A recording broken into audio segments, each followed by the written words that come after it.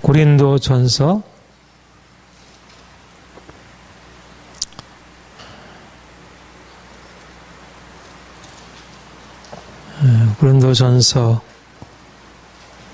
7장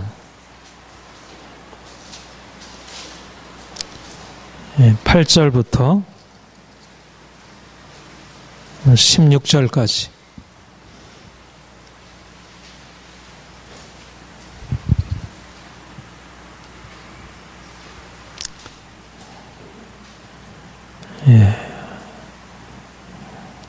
고린도전서 7장 8절부터 16절. 내가 결혼하지 아니한 자들과 과부들에게 이르노니 나와 같이 그냥 지내는 것이 좋으니라. 만일 질죄할 수 없거든 결혼하라. 불같이 타는 것보다 결혼하는 것이 나으니라. 결혼한 자들에게 내가 명하노니 명하는 자는 내가 아니요 주시라. 여자는 남편에게서 갈라지지 말고 만일 갈라섰으면 그대로 지내든지 다시 그 남편과 화합하든지 하라. 남편도 아내를 버리지 말라. 그 나머지 사람들에게 내가 말하노니 이는 주의 명령이 아니라 만일 어떤 형제에게 믿지 아니하는 아내가 있어 남편과 함께 살기를 좋아하거든 그를 버리지 말며 어떤 여자에게 믿지 아니하는 남편이 있어 아내와 함께 살기를 좋아하거든 그 남편을 버리지 말라. 믿지 아니하는 남편이 아내로 말미암아 거룩하게 되고 믿지 아니하는 아내가 남편으로 말미암아 거룩하게 되나니 그렇지 아니하면 너희 자녀도 깨끗하지 못하리라. 그러나 이제 거룩하니라. 혹 믿지 아니하는 자가 갈리거든 갈리게 하라. 형제나 자매나 이런 일에 구애될 것이 없느니라. 그러나 하나님은 은혜 화평 중에서 너희를 부르셨느니라. 아내된 자여 내가 남편을 권할지 어찌할 수 있으며 남편된 자여 내가 네 아내를 권할지 어찌할 수 있으리요. 아멘. 오늘은 이혼에 대한 권고에 대해서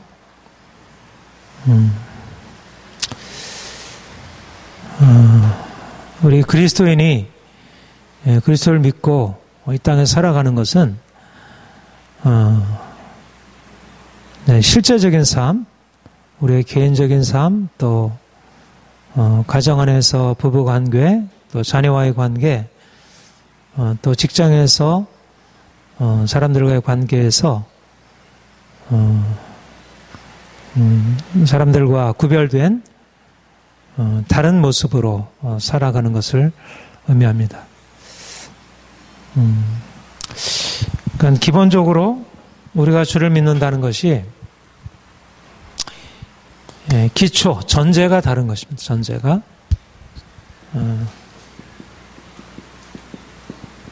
하나님의 말씀, 우리 하나님의 말씀을 믿고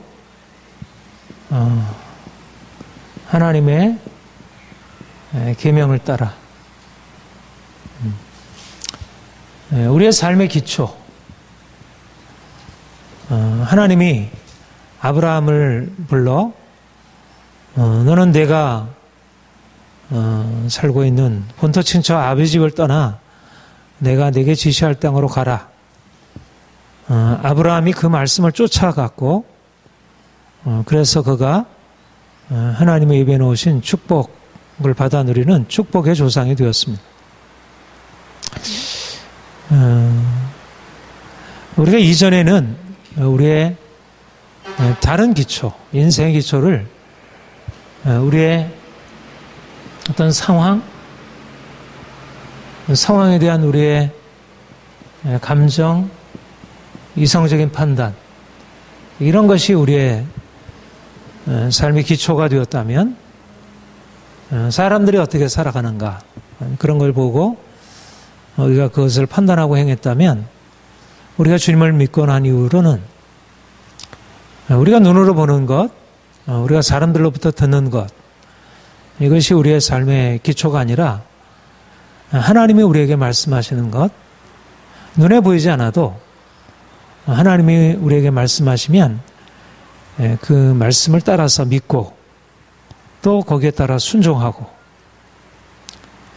아브라함이 갈 바를 알지 못했지만 하나님이 그에게 명하신 바에 따라서 본토 친척 아비 집을 떠나갔고 또 그가 하나님이 그에게 많은 자손을 약속하셨는데 그가 경험적으로 알고 있는 것은 자신이 이미 생산할 수 없는 몸이 되었기 때문에 도무지 불가능한 것이라고 여길 수밖에 없었지만 바랄 수 없는 중에 바라고 믿었다. 내 자손이 저 하늘의 별들과 같이 많으리라. 그런데 이제 그가 바랄 수 없는 중에 바라고 믿고 그의 몸이 백산화되어 또 사라의 태가 죽은 것 같음을 알고도 믿음이 약해지지 아니하고 말하자면 아브라함이 하나님이 그를 택하셔서 부르시고 그가 하나님을 따라 믿음으로 시작하고 믿음으로 나아가서 궁극적으로 믿음으로 축복을 받아 누리는 믿음의 조상이 되었고 우리가 믿음으로 말미암아 예수 그리스도를 믿음으로 말미암아 하나님의 자녀가 되고 하나님이 주시는 복을 받아 누리기를 시작했는데 계속해서 믿음으로 나가야 하는 것입니다. 그런데 사실 모든 하나님께 부름받은 많은 사람들이 처음에는 믿음으로 시작하지만 그러나 믿음으로 지속하기가 어려운 것이 현실적으로 우리의 삶을 살아가는 것들은 우리가 믿고 바라는 것과 너무나 다르게 되어지기 때문에 하나님이 살아계신데도 우리의 삶에 하나님의 살아계신 증거가 바로 보이지 않고 여전히 삶은 하나님 없는 자들은 더 잘 되는 것 같고 믿음으로 살아가는 자들은 거기에 따른 결과를 얻지 못하는 것으로 여겨지기 때문에 사람들이 믿음에 끝까지 거하기보다는 그냥 눈에 보이는 것을 따라가는 것을 봅니다. 그리고 하나님은 이스라엘 백성들을 택하셔서 내가 너희를 이제 택하여 부른 것은 다른 사람들과 구별되어서 내게 복종하고 내가 너에게 명한 명령에 순종하여 복을 누리는 백성, 거룩한 백성 되게 하기 위함이다. 그들에게 말씀하셨고 또 그들에게 복에 이르기 위한 율법을 주셨지만 그들은 율법에 순종하는 삶을 처음에는 동의했지만 그러나 율법에 순종하는 것이 그들에게 당장의 어떤 효용을 가져다 주지 못하는 것으로 그렇게 생각했기 때문에 그들이 율법에 순종하는 삶이 아니라 결국 이방인들의 길을 쫓아서 우상을 섬기고 악을 행하는 길로 나아가서 하나님의 심판을 받게 된 것을 봅니다.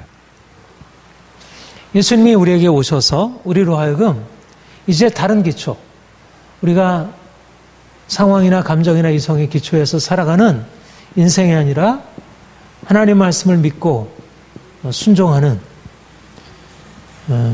그런 새로운 삶에 이게 바로 예수님이 비유로 말씀하신 모래 위에 지은 집과 반석 위에 지은 집, 내가 가지고 있는 경험, 나의 이성을 가지고 행하게 되면 결국 그것은 처음에 안전해 보이지만 그러나 그것은 무너질 수밖에 없고 우리 하나님의 말씀에 근거해서 살아가는 것이 당장에는 무슨 좋은 결과를 낳지 못하는 것 같아도 결국 하나님의 축복이 그 안에 있다는 것. 사실은 말씀을 끝까지 견디고 말씀 안에서 행하기 쉽지 않습니다. 씨 뿌리는 자의 비유처럼 하나님 말씀이 처음 주어질 때는 기쁨으로 받지만 그러나 현실 생활 속에서 이러저러한 어려움이 오게 되면 하나님의 말씀을 붙드는 것보다 당장의 그 문제를 해결하기 위해서 다른 세상적인 방법을 따르게 되고 또 이러저러한 세상적인 많은 것들이 우리의 삶에 무엇인가 유익을 준다고 하면 거기에 쫓아가는 것이 대부분의 많은 그리스도인들의 삶의 길인 것을 보게 됩니다. 우리는 사실상 이런 의미에서 넓은 길이 아니고 좁은 길을 가는 사람들입니다. 믿음의 길, 순종의 길을 가는 것은 세상적으로 보면 어리석은 것입니다. 십자가의 도가 멸망하는 자들에게 미련한 것이요.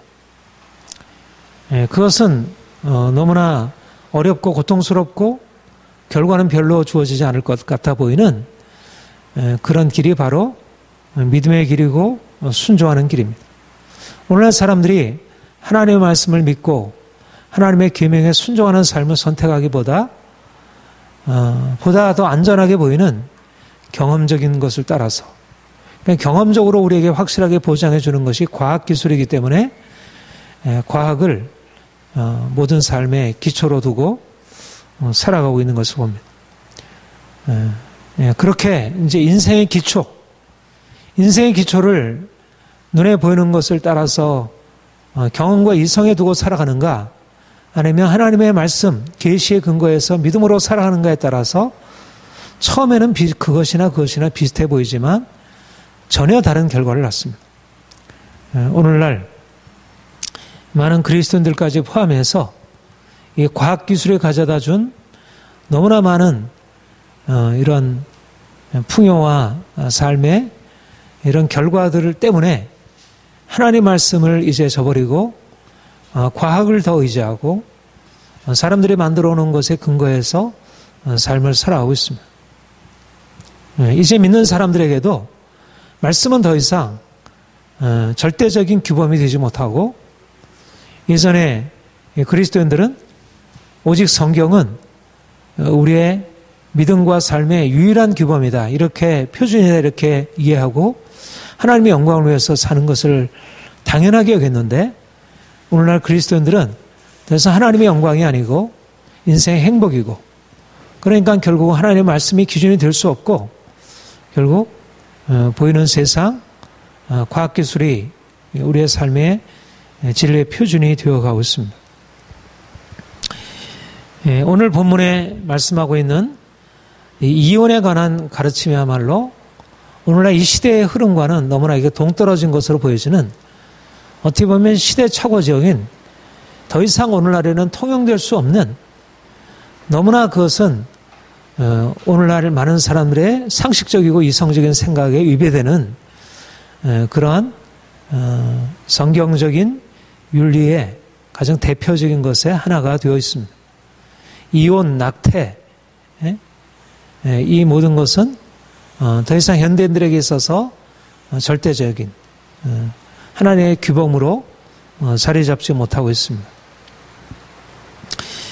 본문에서 사도 바울이 그리스도인들이 어떻게 세상 사람들과 다른 원리에서 행할지에 대하여 몇 가지 중요한 원리, 말하자면 우리가 하나님의 말씀을 믿고 순종하게 돼서 하나님의 원리, 어떤 성경의 원리, 이 복음의 원리, 마치 우리가 과학의 원리를 이해해야 우리가 건강을 유지할 수 있고 그리고 장수할 수 있게 된다면, 오늘날 이게 우리의 몸을 건강하기 위해서 과학이라는 법칙, 원리가, 그것을 이해한 사람과 그것을 받아들이고 따라가는 사람과 그렇지 못한 사람의 차이가 있듯이, 마찬가지로 복음의 원리라고 하는 것이 우리의 삶의 토대가 되어야, 그래야 우리의 삶이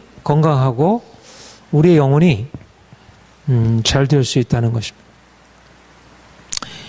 오늘 본문에 이혼에 대해서 이제 말하고 있는데, 먼저 8절 9절을 보면 내가 결혼하지 아니한 자들과 과부들에게 이르노니 나와 같이 그냥 지내는 것이 좋으니라.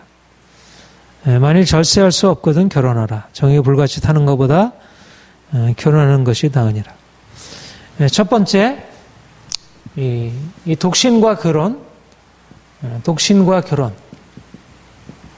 대해서 앞에서도 본문에서도 얘기했지만,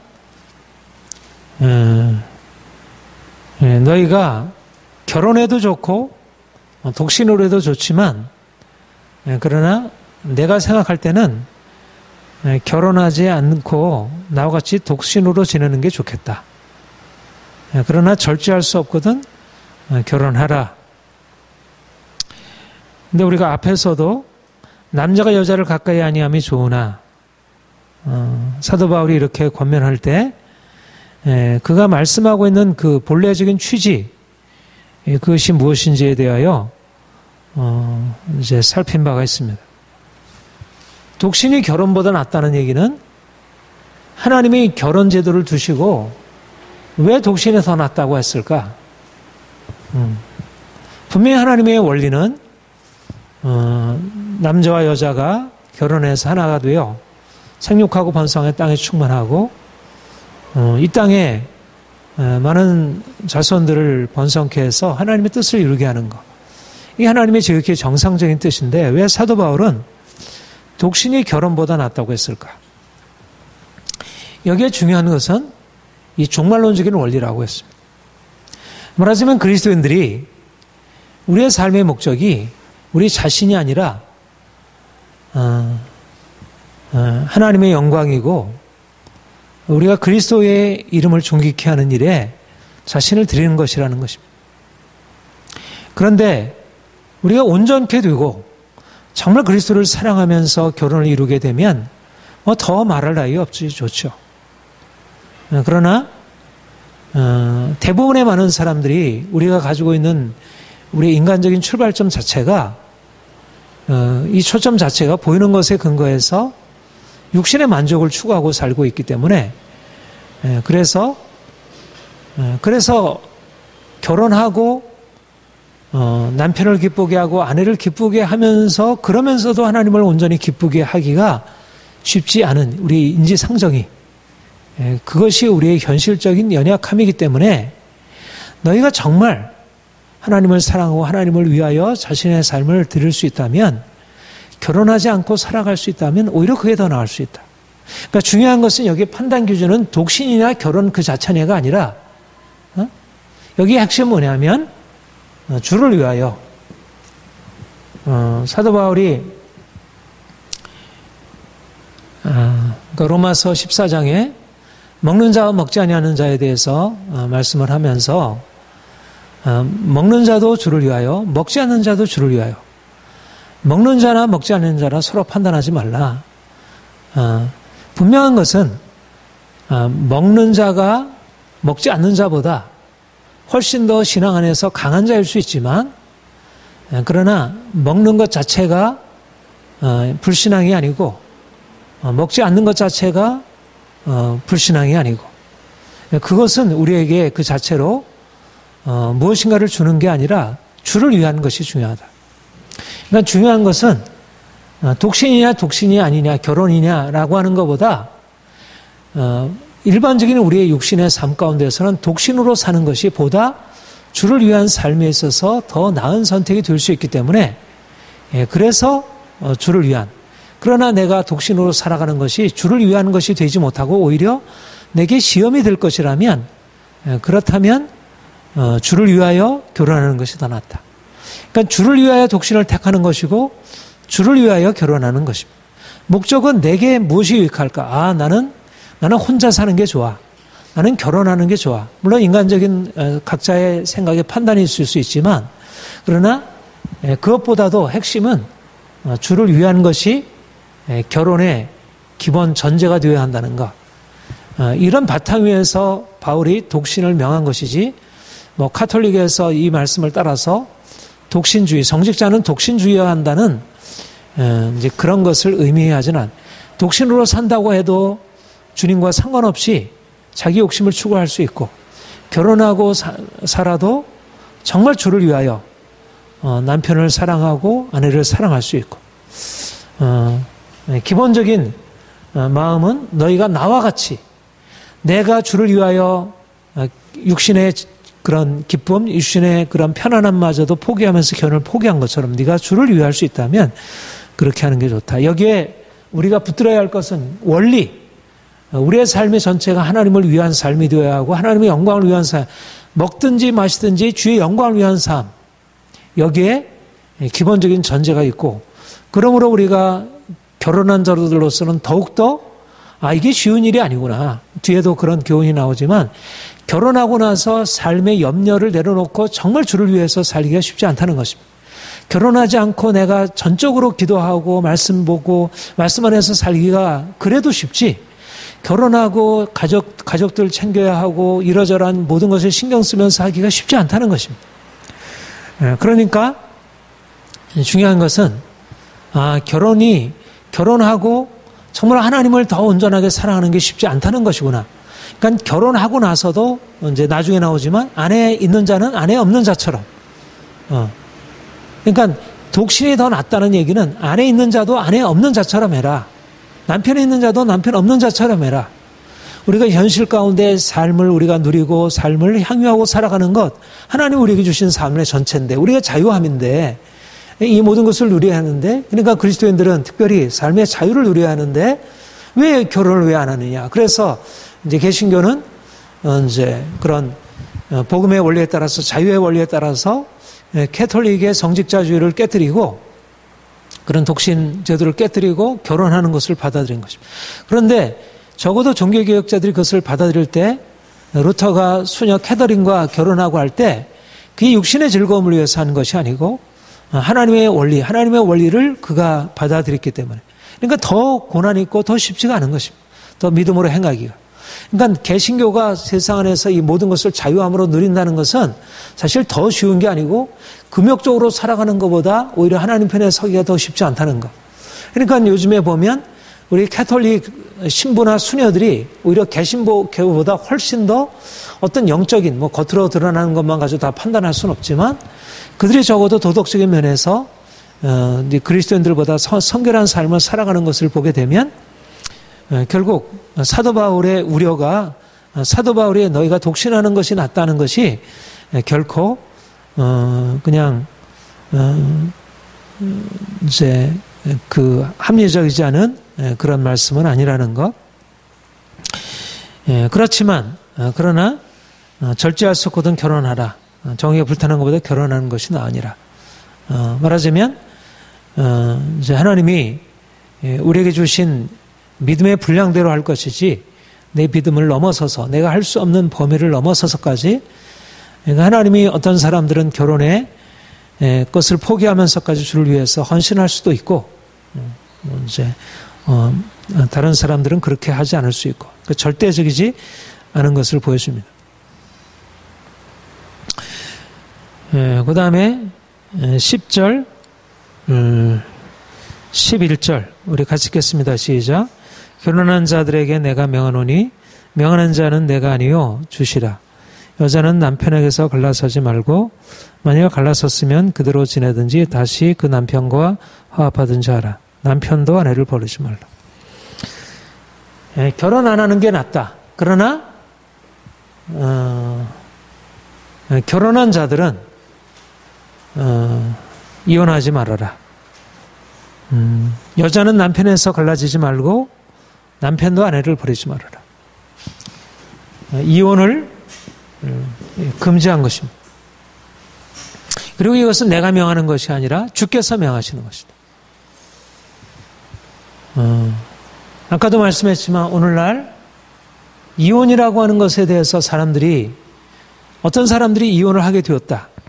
이혼하게 될 때 과거에는 어땠는지 모르지만 오늘날에서 이혼의 이미 합법화되었고, 그리고 너무 이것은 이성적이고 타당하고 그건 불행한 결혼보다 이혼하는 것이 훨씬 낫다. 물론 이혼을 권장하는 것은 아니지만 남편이 폭력적이라든지 도무지 이 상황에서 견딜 수 없다 하는 경우에 이혼을 정당한 것으로 받아들이고, 그래서 법적으로 이것은 이렇게 타당하고 또 도덕적으로까지도 이것은 문제가 되지 않는 그런 시대적인 어떤 변화를 우리가 보고 있습니다. 그런데 이제 성경은 오늘날 사람들의 일반적인 도덕적인 감정이나 또는 어떤 법에 의해서 정당한 것으로 인정되는 이혼에 대해서 이것은 주의 명령이다.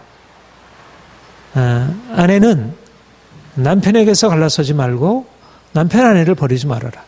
이것은 내가 명하는 게 아니고 주께서 명하는 것이다. 권위를 가지고, 이거는 결혼하지 않는 게 좋지만 결혼한 자들은 반드시 이 계명 아래 서인다. 이건 하나님의 계명이니까 이것을 포기해서는 안 된다. 그런데 오늘날 이러저러한 이유로 이러저러하게 내가 이혼할 수밖에 없게 되었습니다. 남편이 이렇게 악을 행했고 남편이 이렇게 폭력적이고 이렇게 삶이 어렵게 되었고 지금 같이 산다는 것은 도무지 내 삶의 전체를 완전히 무너뜨리는 것이어서 내가 살기 위해서 그리고 자녀들을 살리기 위해서 이러저러한 이유로 나는 어떤 대가를 지불을 하더라도 나는 이혼을 하겠습니다. 또 뭐 부부간에 뭐 성격이 안 맞는다는 이유로 그렇게 와서 이제 결정을 하고 뭐 목회자에게 상담을 하기도 하고 그럴 때 목회자들이 이혼은 안 됩니다. 물론 뭐 여러 가지 뭐 그런 과정 속에서 상대방의 말을 잘 듣고 거기에 대해서 공감하고 이해하는 것이 필요하지만 그러나 하나님께서 우리에게 말씀하신 계명이 이렇습니다. 그리고 그리스도인들은 하나님의 계명에 따라 순종하는 것이 그것이 그 자체로는 고통이 되지만 그러나 그것이 복을 받는 것입니다. 하나님이 우리의 유익을 위해서 계명을 주신 것이지 우리에게 고통을 그냥 감수하라고 계명을 주신 것이 아닙니다.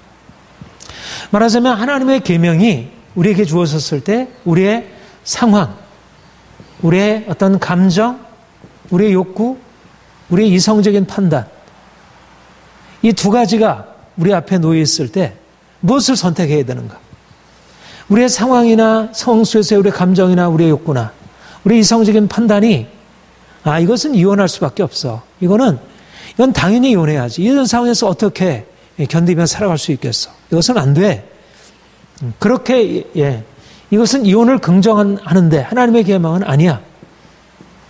그것을 부정하고 있습니다. 그러면 우리가 어디를 따라야겠습니까? 사람들은 어떻게 하나님이 그렇게 가혹하게 하실 수 있나? 어떻게 믿는 사람들이 요즘에 많은 목회자들의 기본적인 관점은 사람들을 이해하고 사람들을 받아주고 사람들을 공감해주고 이것이 마치 절대적인 규범이냐? 그것이 마치 하나님의 사랑을 가지고 하는 것이냐? 하나님의 말씀을 따라서 이건 아니야. 이렇게 하면 안 돼. 이렇게 하는 것은 마치 하나님을 폭력적인 하나님으로 만드는 것이냐? 이렇게 사랑이라는 것을 가지고 하나님께서 말씀하신 계명을 폐할 수 있다는 이런 상황 윤리, 이런 잘못된 이성적인 사람들의 논리가 오늘날 믿는 사람들 안에 점점 확산되고 그것을 너무나 당연히 여기고 목회자들도 그런 관점에 서서 오히려 이전의 관점으로 하나님의 말씀으로 이렇게 행해야 돼.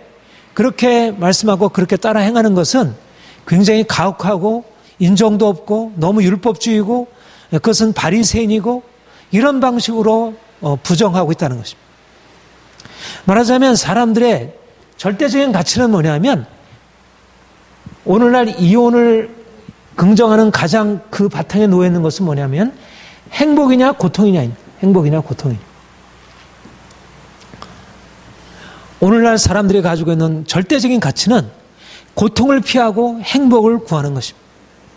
고통을 가져다 주는 것은 그 자체 악이고 행복을 가져다 주는 것은 선입니다. 물론 모든 것이 그렇지는 않지만 그러나 사람들의 기준은 더 이상 고통을 가져다 줘도 하나님께서 우리에게 말씀하시는 그 선이 있고 그리고 행복을 가져줘도 그 자체로 우리에게 하나님께서 우리를 싫어하시는 악이 있다고 하는 사실에 있어서 서로 이상 인정하지 않고 공리주의적인 원칙에 따라서 고통은 악이고 행복은 선이라고 하는 이런 세속적인 논리가 이제 세상에 통용되고 있고 법에 통용되고 있고 그래서 간통도 합법화되고 이제 동성애까지 합법화되는 그런 상황에 이르게 되었고 뭐 과학은 여기에 대해서 전혀 하는 말 없고 과학이 우리에게 얘기해 주는 것은 뭐 이혼을 통해서 더 행복이 올 수 있고 그러니까 과학은 오히려 이혼하는 게 더 낫겠다. 과학적인 심리학에서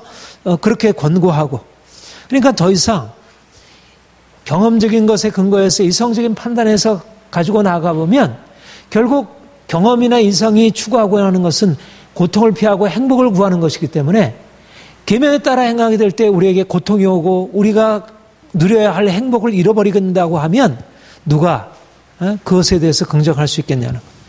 그러니까 오늘날 더 이상 이혼이 더 이상 우리가 금해할 하나님의 말씀에 떠나는 죄가 아니고 당연하게 인정받을 수 있는, 그리스도인들도 충분히 상황에 따라서 그렇게 될 수 있는, 그래서 상황에 듣고 그렇게 하면 얼마나 힘들겠느냐. 정말 이렇게 해서는 안 돼요. 그럼에도 불구하고 하나님께서 당신을 지켜주시고 어떻든 하나님의 계명 안에서 당신을 믿음으로 붙들고 그 안에서 말하자면 하나님의 계명을 타협하는 것이 아니라 하나님의 계명을 타협하지 않고서 그 계명 안에서 행할 것들을 권고해 주지 않고 그것을 하나님의 계명을 타협하고 결국 인간의 감정과 이성적인 판단에 따라 굴복하게 되는 것입니다. 이것은 단지 이혼을 하느냐 안 하느냐의 문제가 아니라 결국 이혼에 대한 사람들의 이런 판단이 얼마나 하나님의 말씀을 피하는 방향으로 나아가고 있는지. 이혼 한 가지 폐기하면 그 다음에 간통죄 폐기되기가 쉽고, 간통죄 폐기되고 나면 동성애 폐기되기가 쉬운 것입니다. 자동적으로 더 이상 절대적인 하나님의 진리는 절대적인 것에 되지 못하고 결국 인간의 행복을 가져오느냐 고통을 가져오느냐. 내가 간통죄를 인정하는 것이 인간에게 행복을 가져준다면, 그렇다면 간통죄를 인정할 수 있고, 간통죄를 폐지하는 것이 행복을 가져올 수 있다면 간통을 폐지해야 하고, 동성애를 인정하는 것이 행복을 가져줄 수 있다면 그것을 인정하는 방향으로 나아가는 것이 당연하지. 사랑의 하나님인데, 사랑의 하나님이 그 동성애자들의 그 고통을 왜 외면하시겠는가? 동성애자들을 받아주어야지. 충분히 사랑의 하나님으로서 정당화될 수 있는, 말하자면 이혼에 있어서 하나님의 말씀을 폐할 수 있다면 간통죄를 부정하는 것에 있어서도 하나님의 말씀을 폐할 수 있고, 동성애를 부정하는 것에 있어서도, 동성애를 인정하는 데 있어서도 하나님의 말씀을 폐하는 것, 단계적으로 다 무너지게 되는 것입니다. 오늘날 하나님의 말씀을 폐하는 것이 이혼을 열어두었기 때문에 그 나머지 모든 것들이, 이혼당한 사람, 이혼한 사람들이 얼마나 상처를 받겠느냐. 물론 이혼 당해서 이혼해서 이러저러 마음의 걸림을 가지고 있는 사람들을 향하여 정죄하고 그들을 그렇게 할 것은 아니지만, 그러나 문제는 하나님 말씀을 피하면서까지 결국 인간적인 것들을 받아주고 그것을 사랑의 이름으로 정당화하는 오늘의 논리는, 이것은 결코 인간을 위한 것이 아니고, 이것이 인간의 행복을 위한 것이 아니고, 이로 말미암아 가정이 파괴되고, 그리고 사단이 각 사람들을 자기의 욕심대로 행하도록 그렇게 부추기고 있는 것입니다. 하나님께서 우리에게 명하신 것은 하나님이 짝지어 주신 것을 사람이 나누지 못할지라. 하나님이 하셨는데 내가 싫다고, 내가 어렵다고. 결국 여기에 가장 중요한 게 뭐냐면, 우리 그리스도인들이, 그러니까 그리스도인들이 세상과 다른 것은, 말하자면 감정 욕구 이것에 따라 행하게 되면 당장은 편할 수 있지만, 그것은 십자가의 도가 멸망하는 자들에게는 미련한 것이요, 구원 얻는 우리에게 하나님의 능력이요. 우리가 말씀을 따라 행하게 되는 것은 십자가의 능력입니다. 말하자면 그러한 너무 폭력적이고 악한 남편 밑에서 내가 이혼하지 않고 견딘다는 것은 십자가의 경험이고, 그것은 너무나 고통스러운 경험이에요. 그러나 십자가의 도가 멸망하는 자들에게 미련한 것이요, 우리가 경험적으로 보면 그것은 말도 안 되는 논리지만, 그러나 십자가의 도가 구원 얻는 우리에게 하나님의 능력이라. 십자가를 견디고 십자가를 붙들고 나아가는 자들이 결국 승리해서 하나님께 영광을 돌리게 되지, 현실적으로 힘들다고 해서 어쩔 수 없이 현실과 타협하고 그래서 쉽게 이혼해 버리게 되면, 그러면 결국 그것을 통해서 자기가 편할 것 같고, 그리고 자녀들이 편할 것 같지만 그것이 결코 유익하지 않다는 것이죠.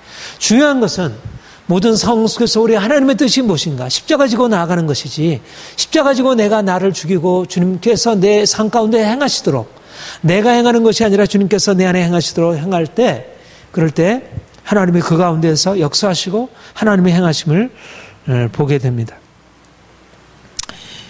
하나님의 계명은 결코 우리를 무겁게 누르는 것이 아닙니다. 오늘 하나님의 계명을 사람들이 저버림으로 말미암아 그래서 우리의 삶이 점점 고통스러워지고, 죄가 사람들의 삶을 장악하고 모든 삶의 질서는 다 무너지게 되고, 하나님의 질서를 우리가 붙들어야, 하나님의 계명을 붙들어야, 그래야 우리의 인생 안에 하나님이 주신 축복이. 그러니까 이스라엘 백성들이 그렇게 광야에서 하나님의 심판을 받으면서 계명을 지키도록 훈련을 받았다면, 그리고 하나님이 그들을 계속해서 이방 나라를 통해서 치면서 그들을 훈련하신 것은 그만큼 계명을 지켜야 하는 것이 중요하기 때문에, 뭐 그렇게 하나님이 그렇게 가혹하게 하시는가. 오늘날 가장 위험한 것이 하나님의 사랑에 대한 완전한 오해입니다. 하나님의 사랑이 어떻게 사람들이 이렇게 고통스럽게 내버려둘 수 있을까? 사랑의 하나님을 말하면서 어떻게 고통스러운 상황에 대해서 함께 공감해 주지 못하고 가혹하게 율법을 말할 수 있을까? 이게 바로 인본주의 논리인 것입니다. 이런 인본주의 논리가 오늘 목회자들 안에 강하게 들어와서 하나님의 말씀을 대신해서 마치 그것이 하나님의 사랑을 대신하는 것이냐. 하나님의 사랑으로 사람들을 보다 엄격하게 세워가는 것은 오히려 하나님의 폭력이라고 말하고, 그리고 인간적인 사랑으로 사람들을 죄 가운데로 허용하는 것은 오히려 사랑이라고 둔갑해버린, 이 하나님의 사랑을 오히려 거꾸로 사단이 사람들을 미혹하는 것을 오히려 하나님의 사랑으로 만들어버리고 하나님의 말씀에 의해서 엄격하게 세워가려고 하는 것을 오히려 그것을 폭력이라고 말하는 이 악한 세대가 되었습니다. 이런 의미에서 우리가 사실 하나님의 계명을 따라 너희를 자유를 위해서 부르심을 받았지만 너희가 육체의 기회를 삼지 말고, 우리는 율법을 피하는 자들이 아니라 율법을 하나님의 자유로 완성하는 자들이라. 그 다음 12절부터 14절까지 같이 읽겠습니다. 시작. 그 나머지 사람들에게 내가 말하노니 이는 주의 명령이 아니라 만일 어떤 형제에게 믿지 아니하는 아내가 있어 남편과 함께 살기를 좋아하거든 그를 버리지 말며, 어떤 여자에게 믿지 아니하는 남편이 있어 아내와 함께 살기를 좋아하거든 그 남편을 버리지 말라. 믿지 아니하는 남편이 아내로 말미암아 거룩하게 되고 믿지 아니하는 아내가 남편으로 말미암아 거룩하게 되나니 그렇지 아니하면 너희 자녀도 깨끗하지 못하리라. 그러나 이제 거룩하니라. 그런데 결혼한 자녀들에게 하나님의 계명을 따라서 이혼하지 말라 이렇게 말씀하고 있는데, 이제 이혼을 허용하는 예외 규정을 두고 있습니다. 그것이 뭐냐면 믿지 아니하는 남편이나 믿지 아니하는 아내와 살 때 이혼할 수 있다. 근데 이제 이혼할 수 있다 얘기를 하기 전에 어떻게 얘기를 했냐면, 이혼할 수 있는데 그에 앞서서 믿지 아니하는 아내가 자기 남편이 믿음을 가지고 있지만, 그러나 내가 남편의 믿음에, 아내의 믿음에, 남편의 믿음에 대해서 내가 받아들이고 함께 살겠다. 그렇게 함께 살기를 좋아한다면 그 아내를 버리지 말라. 또 믿지 아니하는 남편이 나는 아내가 믿지만 그게 내게 크게 문제가 되지 않고 함께 살겠다. 그렇다면 갈라서지 말라. 이것은 유익하다. 믿는 남편이나 믿는 아내가 믿지 아니하는 남편이나 믿지 아니하는 아내를 향해서 말하자면 믿는 자와 믿지 않는 자, 이들이 그 자체로 뭐 이러저러한 신앙의 갈등도 있고 이러저러한 세계관의 차이, 가치관의 차이가 있지만, 그러나 그렇다고 해서 두 사람이 함께 결혼 생활을 하는 것, 육신적으로 결혼 생활을 하는 것이, 이것이 꼭 이게 나쁜 것이 아니고 오히려 그 사이에서 하나님의 가정을 거룩하게 하고 그 안에 태어난 자녀들도 거룩할 수 있다. 그러니까 믿는 남편이나 아내, 믿지 아니하는 남편이나 아내가 결혼해서 맺는다고 할지라도 두 사람이 동의만 한다면 이혼할 필요 없다. 거룩한 가정을 이루기 때문에 이렇게 말씀하고 있습니다.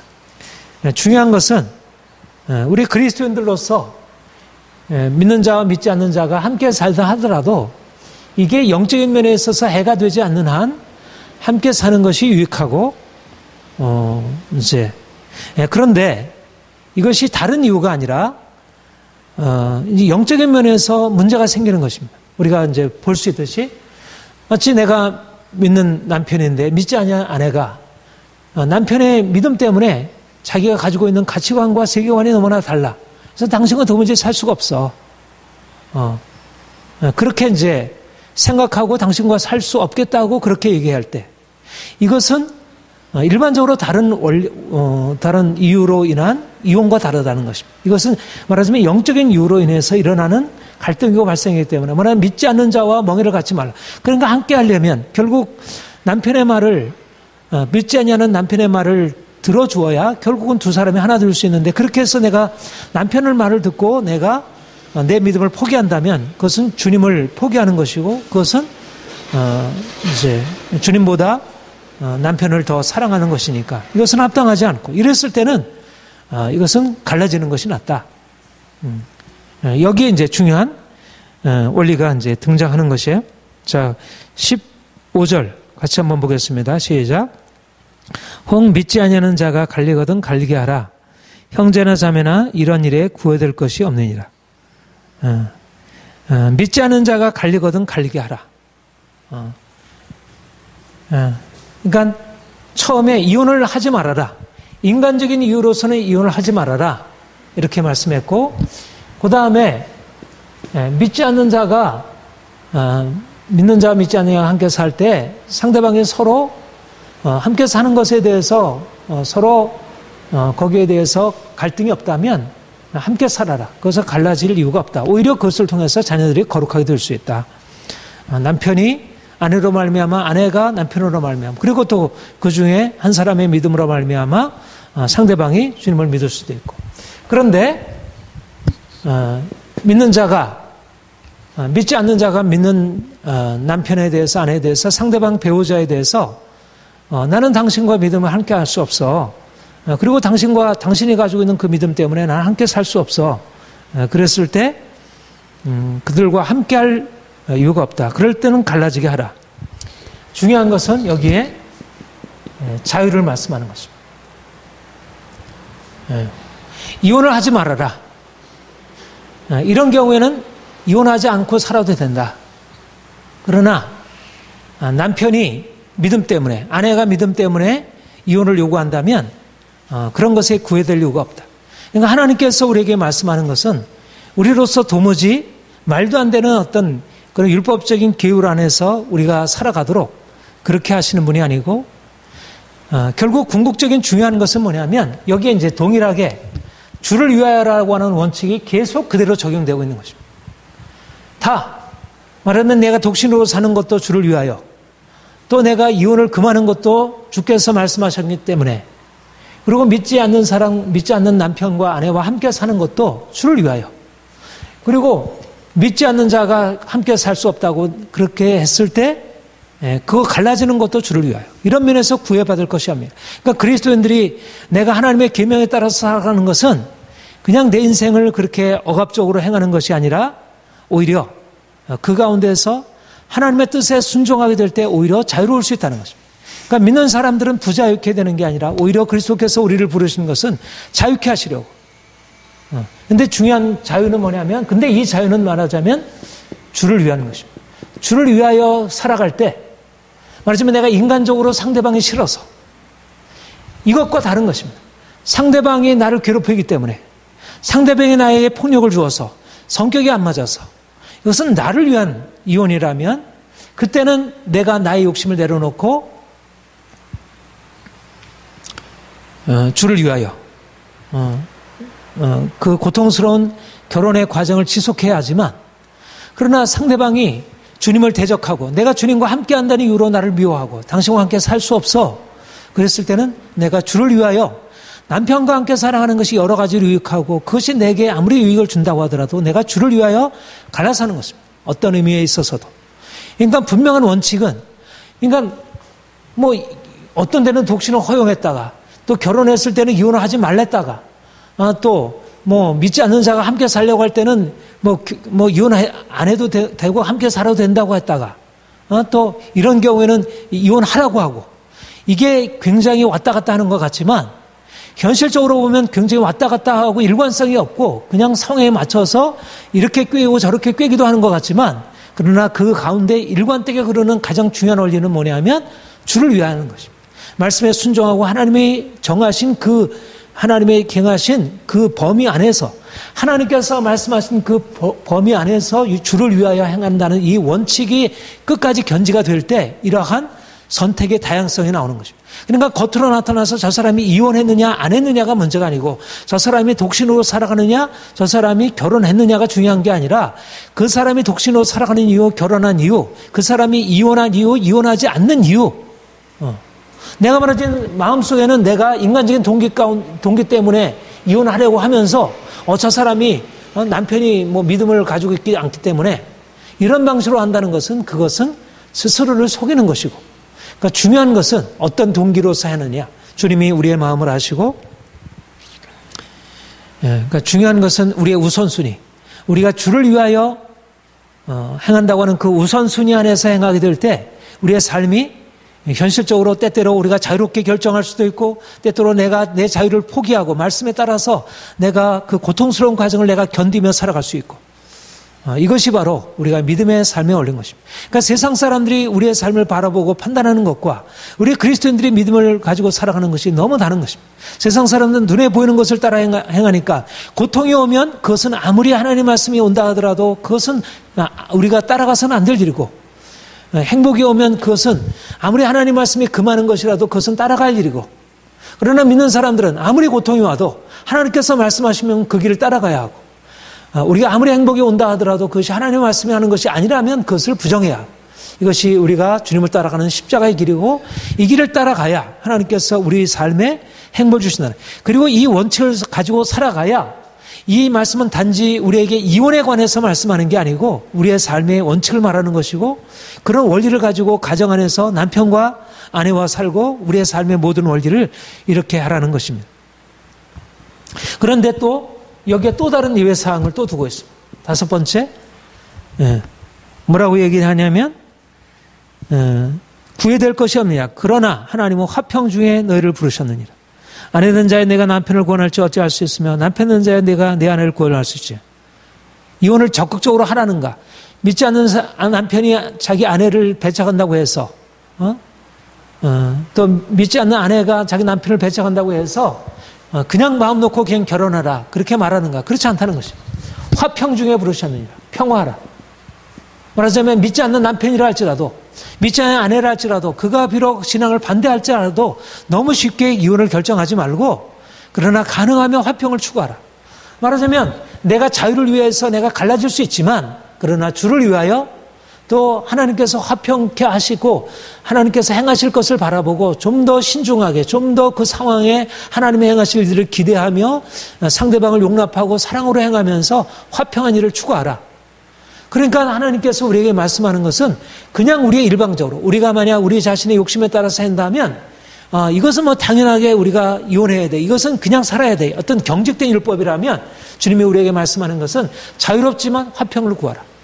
이것이 바로 하나님께서 우리에게 말씀하시는 이쪽 저쪽의 균형을 취하는 것입니다. 우리가 그리스도인으로 산다는 것은 결코 내 욕심대로 행하는 것이 아니라 하나님이 우리에게 주신 자유 안에서 행하는 것이고 하나님이 주신 자유는 우리의 욕심을 깨뜨리도록 요구하고 또 때때로 내가 가지고 있는 모든 자유를까지도 내려놓고 욕심을 내려놓는 정도가 아니라 내 자유까지도 내려놓고 상대방을 위해서 화평을 위해서 자신을 희생하는 삶을 살아가는 것입니다.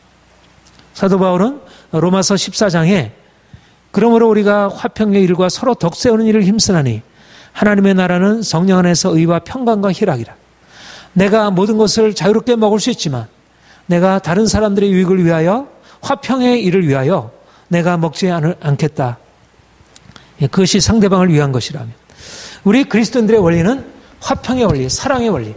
우리가 하나님을 사랑한다고 하면서 사람 사랑하는 것을 부정하고 일방적으로 하나님 사랑이라는 이름으로 사람들에게 그냥 마음대로 행하고 나는 하나님을 때문에 당신과 상관없어.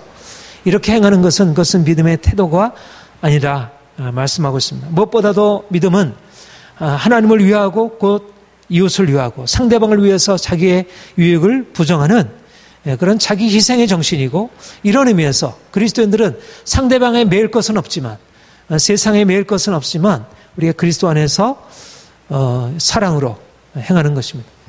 이것이 바로 주님이 우리에게 말씀하는, 우리가 지난주에도 말씀했지만 자유와 하나님의 말씀에 복종하는 것, 또 사랑으로 행하는 것. 우리가 믿음으로 말미암아 모든 율법으로부터 자유하고, 이 자유를 우리가 지켜 행하지만, 그러나 하나님께서 우리에게 말씀하는 것에 철저히 우리 자신을 내려놓고 복종하고, 또 우리가 이웃을 위하여 자신의 사랑을 포기하고 자기의 자유를 포기하고 사랑으로 종노릇하는 것. 이것이 주님께서 우리에게 가르친 가르침이라고 하면, 바로 이혼하느냐 이혼하지 않고 우리가 함께 사느냐에 있어서도 바로 이 원리를 가지고, 우리가 주님 안에서 자유하기 때문에 이혼할 수 있다. 그러나 우리가 자유롭기 때문에 이혼할 수 있는 것은 우리 마음대로 내 자유, 내가 육체의 교회로 삼는 것이 아니라 우리가 말씀에 복종함으로, 이혼하지 말라는 말씀에 복종하고, 그것이 고통이 되어도 우리가 그것을 따라야 한다는 것. 그리고 내가 상대방을 위한 것이라고 하면, 내가 자유롭게 이혼을 결정할 수 있을 때까지라도, 그때라도 상대방을 위하여 화평 중에 행하고 사랑으로 상대방을 위해서 내가 내 자신의 자유를 포기하는 그런 삶을 살라고 이렇게 말씀하신 것을 봅니다. 우리는 세상 사람들과 달리 말씀의 원리 가운데 향하는 사람들이고 복음의 원리 가운데 향하는 사람들입니다. 세상 사람들은 눈에 보이는 것에 따라서 행복이 오면 그것은 곧 선이라, 웬만하면 선이라고 받아들이고, 고통이 오면 그것은 악이다, 이렇게 판단하고, 그런 판단을 가지고 너무나 당연하게 추론하고 있습니다. 그러나 우리 그리스도는 행복이나 고통이 그 자체의 선과 악이 문제가 아니고, 먼저 우리의 도덕적인 선악은 하나님의 말씀을 지켜 행하는 것, 이것이 선이고, 하나님의 말씀을 떠나는 것, 이게 악이고, 그래서 우리가 세상 사람들 가운데 살아가면서 정말 그리스도인으로서 우리가 하나님이 주신 원칙에 따라 행함으로 우리의 개인적인 삶이 행복하고, 우리의 가정이 이런 원리로 가지고 행할 때, 이런 정말 하나님께서 각자 내게 주신 자유를 우리가 인정하고 또 말씀에 복종하고 그리고 사랑으로 행할 때 이미 이루어진 가정들도 진정한 행복을 누릴 수 있고, 우리의 모든 인간관계가 진정으로 온전하게 아름답게 형성될 수 있다, 그렇게 봅니다. 오늘날 이 시대에 너무 쉽게 이혼하고 너무 쉽게 가정이 깨어지는 이 땅, 가장 중요한 원리는 사람들의 기본적인 전제 가치관이 잘못된 것입니다. 행복을 추구하는 것이 절대적인 것이 되고 이성적인 판단이 그것을 이끌어가는 절대적인 기준이 되어짐으로 하나님의 말씀이 폐기되고, 말씀에 따라 십자가 지고 하나님 영광을 위한 삶을 사람들이 잃어버렸기 때문에 오히려 행복을 위해서 선택한 삶이 고통스러운 삶을 가져오고 있음을 사람들이 제대로 깨닫지 못한데, 우리가 사실 이 무너져가는 이 시대 가운데 말씀의 원리를 지켜 행하고, 그래서 하나님이 주시는 진정한 행복, 자유를 많은 사람들에게 알려주어야 할 것입니다. 함께 기도하겠습니다.